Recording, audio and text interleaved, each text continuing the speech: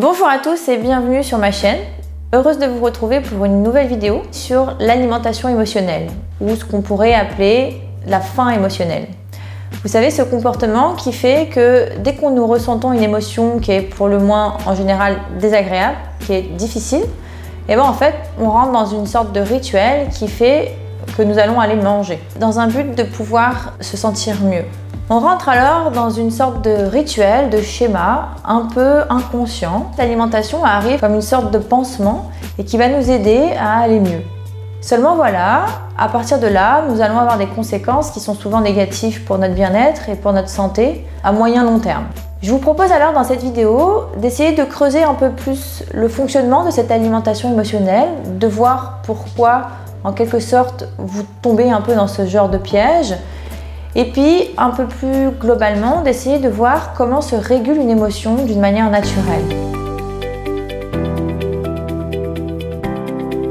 Finalement, si on tombe sans cesse dans le même piège, dans le même rituel, ça doit quelque part être fonctionnel à court terme.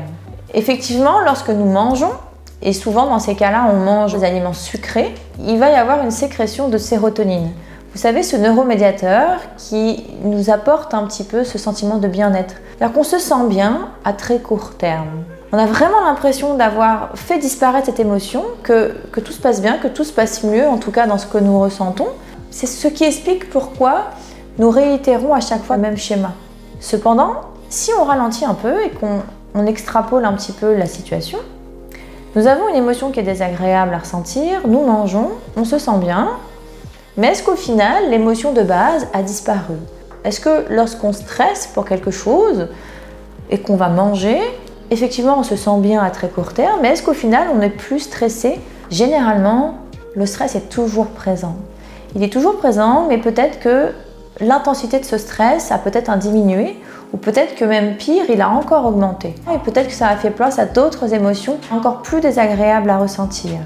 En fait, ce qui s'est passé à ce moment précis, c'est que nous avons empêché la régulation naturelle de l'émotion.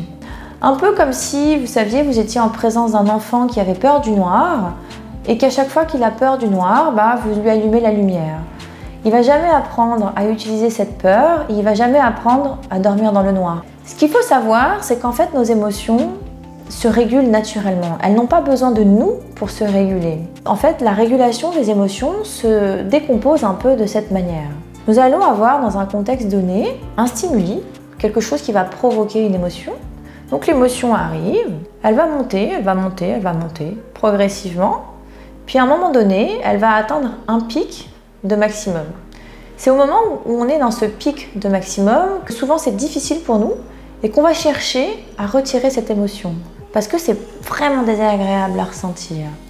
Mais si on ne fait rien, en fait l'émotion va se stabiliser sur un plateau et puis sans rien faire, elle va décroître. Elle va être de moins en moins difficile à ressentir. Et c'est obligé de descendre parce que les émotions demandent beaucoup d'énergie au corps. Et le corps, pour pouvoir réguler son énergie d'une manière globale, va faire en sorte que l'intensité de l'émotion diminue. Bien évidemment que cela n'est pas évident à faire, surtout lorsque nous n'avons pas l'habitude de le faire et que nous n'avons pas appris à accueillir nos émotions. Ce qui me semble important à savoir, c'est que lorsque nous cherchons à réguler cette émotion, nous ne cherchons pas à la faire disparaître, nous cherchons juste à mieux vivre avec cette émotion. Nous cherchons des moyens de nous aider à réduire l'intensité de l'émotion et de mettre en place des actions qui sont plus en accord avec notre idéal de vie. Pour vous aider à réguler au mieux cette émotion, des outils de méditation, d'hypnose ou de sophrologie existent.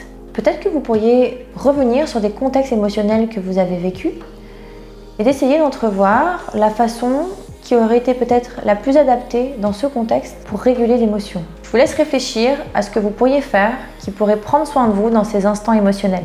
J'espère que cette vidéo vous a plu. Merci de m'avoir écouté.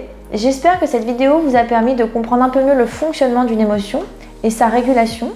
Et j'espère qu'elle vous ouvrira plein de perspectives différentes. N'hésitez pas à commenter, à poser vos questions, à liker, à partager et surtout à vous abonner. Prenez soin de vous et je vous dis à très vite pour une nouvelle vidéo.